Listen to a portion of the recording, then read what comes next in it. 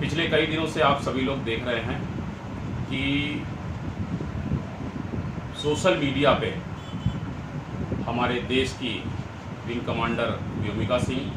Colonel Sofia Qureshi और विदेश सचिव विक्रम मिस्री के खिलाफ अनर्गल दुष्प्रचार किया गया। प्रिय बंधुओं,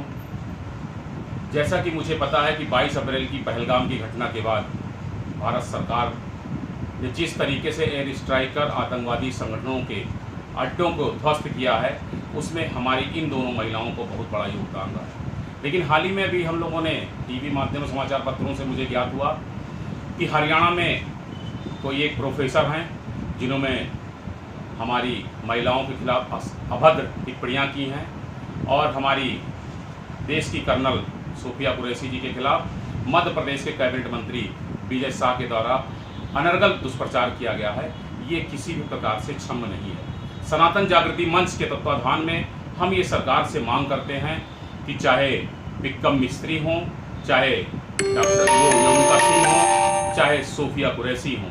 इन लोगों के खिलाफ जिन लोगों ने इस प्रकार से दुष्प्रचार किया है और दुर्भावना की तरीके से कार्य किया है, मैं भारत सरकार से अनुरोध करता हूं कि इनके खिलाफ सख्त से सख्त कार्रवाई करे, साथ ही साथ इनके ऊपर राष्ट्रद्रोह का मुकदमा भी दर्ज करे और साथ ही मैं भारतीय जनता पार्टी के और मध्य प्रदेश की सरकार से निवेदन करूंगा कि विजय शाह जी को अविलंब उनके पद से पदमुक्त करते हुए उनके ऊपर FIR दर्ज किया जाए। और मैं निवेदन करूंगा इस प्रकार से देश में जो देश विरोधी गतिविधियों में लिप्त रहे हैं उनके खिलाफ सरकार ने तो कार्रवाई किया ही किया है, लेकिन उनके साथ ऐसी कार्रवाई हो कि उनकी पीढ़ियां दर पीढ़ियां याद करें कि हमको देश विरोधी किसी भी कार्यों में लिप्त नहीं रहना है। अभी देखा आपने कि विक्रम मिस्री की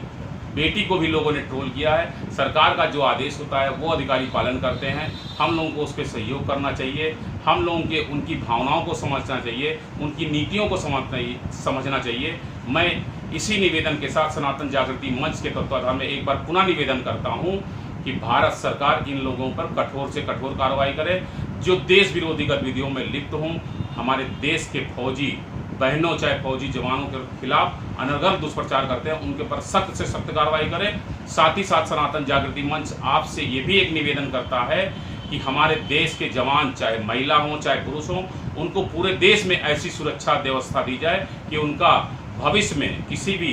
प्रकार का कोई भी सहयोग हो अपने होम टाउन में, होम डिस्ट्रिक्ट में, उसको सभी जिलाधिकारियों को निर्देशित करें कि उनका अविलंब कार्य कराया जाए, जिससे देश की सेवा में तत्पर एकदम अपने आप को कार्य करती रहे। जय हिंद, जय भारत।